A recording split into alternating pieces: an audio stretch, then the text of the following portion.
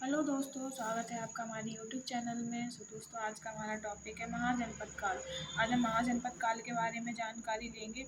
तो आपको पता होगा, आपने देखा होगा कि महाजनपद काल से क्वेश्चन पूछे जाते हैं कि एक पूछ लेते हैं कि कौन सी की राजधानी क्या है। जैसे मगध की राजधानी पूछ लेते हैं क्या है, अंग की राजधानी क्या थी, या मिलान में दे देते हैं। तो वो क्वेश्चन आपके आज कंप्लीट हो जाएंगे। तो स्टार्ट करते हैं। महाजनपद काल। महाजनपद काल कब से कब तक था? तो 600 बीसी से 400 बीसी तक महाजनपद काल था। महाजनपद काल में सबसे छोटी कुल थी, कुल के बाद ग्राम, ग्राम के बाद विश्व बनता था, विश्व के बाद जन बनता था, जन के बाद जनपद, और जनपद के बाद महाजनपद बनता था। तो इसका क्रम भी आप याद रखना, आपसे क्रम भी लगाने को दिया जा सकता है। अब हम जानेंगे कि महाजनपद काल की जानकारी हमें कहाँ कहाँ से मिली। तो महाजनपद काल की जो जानकारी है वो हमें 3 जगह से मिली। एक है अंगुत्तर निकाय। अंगुत्तर निकाय जो है बौद्ध धर्म से संबंधित है, इससे हमें जानकारी मिली है। अगला है भगवती सूत्र। भगवती सूत्र से जो जैन धर्म का ग्रंथ है, इससे भी हमें जानकारी प्राप्त हुई है महाजनपद काल की। अगला है अष्टाध्याय। अष्टाध्याय पाणिनि का जो अष्टाध्यायी है, इससे भी हमें महाजनपद काल की जानकारी मिली है। जो पाणिनि का अष्टाध्यायी था, इसमें 22 महाजनपद की जानकारी मिली थी। तो दोस्तों, आप इन्हें भी याद रखना, पूछा जा सकता है कि महाजनपद काल की जानकारी कहाँ कहाँ से मिली है, कहाँ कहाँ से नहीं मिली है। अब हम जानेंगे महाजनपद काल के बारे में। जो महाजनपद काल 16 महाजनपद थे, उसमें से जो 14 महाजनपद थे वो राजतंत्र थे, और दो महाजनपद गणतंत्र थे। तो पहले हम गणतंत्र के बारे में जान लेंगे, फिर हम राजतंत्र के बारे में पढ़ेंगे। तो दो जो महाजनपद गणतंत्र थे, उसमें पहला था बज्जी और दूसरा था मल। पहला था बज्जी, दूसरा था मल। बज्जी की राजधानी पूछी जाए कौन सी थी, तो वैशाली थी बज्जी की राजधानी। और मल्ल की राजधानी क्या थी? कुशीनगर। जो बज्जी था वो दुनिया का सबसे पहला गणतंत्र था। जो आपसे पूछा जाए कि दुनिया का सबसे पहला गणतंत्र कौन सा था, तो वो बज्जी था। जो जो लिच्छवी वंश था, उसने ही गणतंत्र की शुरुआत की थी। इसको याद रखना, आपसे पूछा जाए गणतंत्र की शुरुआत कौन से वंश ने की थी, तो लिच्छवी वंश ने की थी। इसको आप याद रखना। अब हम जानेंगे राजतंत्र के बारे में। तो पहला है हमारा मगध। मगध की राजधानी आपसे पूछी जाए तो मगध की राजधानी राजगृह या गिरिव्रज या पाटलिपुत्र, तीनों थी मगध की राजधानी। राजगृह, गिरिव्रज और पाटलिपुत्र। अगला है अंग। अंग की राजधानी आपसे पूछी जाए तो चंपा, जो मालिनी नदी के किनारे पर थी। अंग की राजधानी चंपा। जो अंग था, अंग को बिंबिसार ने मगध में मिलाया और अपने पुत्र अजातशत्रु को दे दिया था। इसको भी आप याद रखना कि अंगों को किसने किसने मगध में मिलाया था? बिंबिसार ने मिलाया था और अपने पुत्र अजातशत्रु को दे दिया था। अगला है कौशल, जो सरयू नदी के किनारे था।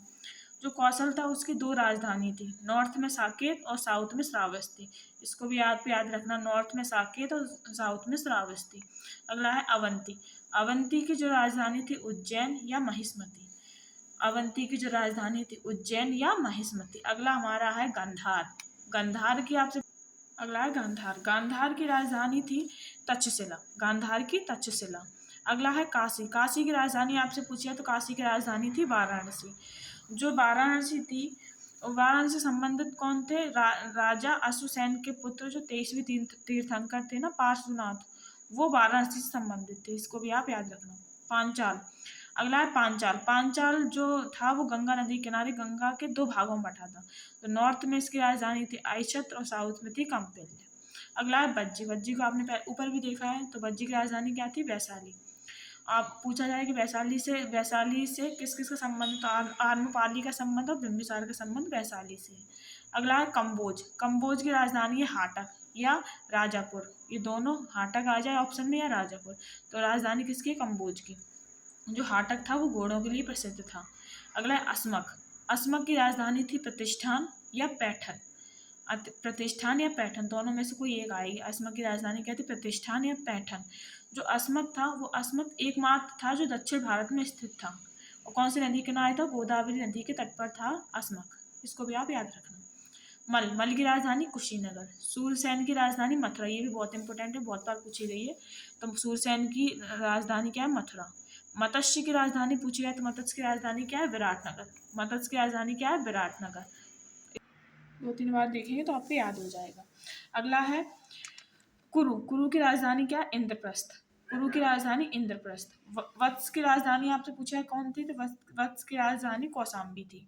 चेदी की राजधानी पूछा है, चेदी की राजधानी थी शक्तिमती। जो कलिंग शासक जो खारवेल है, वो खारवेल का संबंध चेदी से था। इसको भी आप याद रखें। कलिंग शासक खारवेल का संबंध कहाँ से था? चेदी से था। अगला इसमें जो नोट डाल के इसको याद रखना कि 2 महाजनपद ऐसे थे जो वर्तमान में भारत की सीमा से बाहर हैं। आपसे पूछा है कि कौन-कौन से महाजनपद थे जो भारत की सीमा से बाहर हैं, तो कम्बोज और गांधार। ये दोनों थे, कम्बोज और गांधार, ये दोनों महाजनपद भारत के बाहर हैं जो वर्तमान में पूछा जाए तब।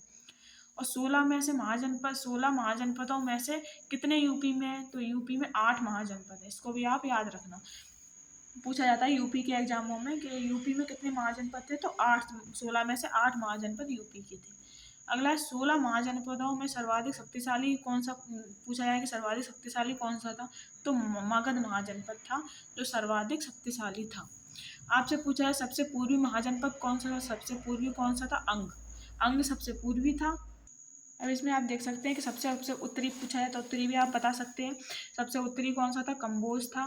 पूर्व में कौन सा था, अंग महाजनपद था। पश्चिम में अवंती महाजनपद था और दक्षिण में पूछा जाए तो अस्मक था। जो अंग था, अंग महाजनपद वणिकों का नगर बोला जाता था। व्यापार की दृष्टि से बहुत महत्वपूर्ण भी था। इसकी राजधानी चंपा नगर को नियोजित था, मतलब जो अंग की जो राजधानी थी वो चंपा, वो नियोजित थी। इसको जो नियोजित करने वाला वास्तुकार आपसे पूछा जाए तो कौन सा था, इसको नियोजित करने वाला वास्तुकार महागोविंद था। इसको भी आप याद रखना, उत्तर में कौन सा था, पूर्व में, पश्चिम में और दक्षिण में। 2-3 फैक्ट और हैं जो आप नोट डाल के इसमें लिख लीजिए।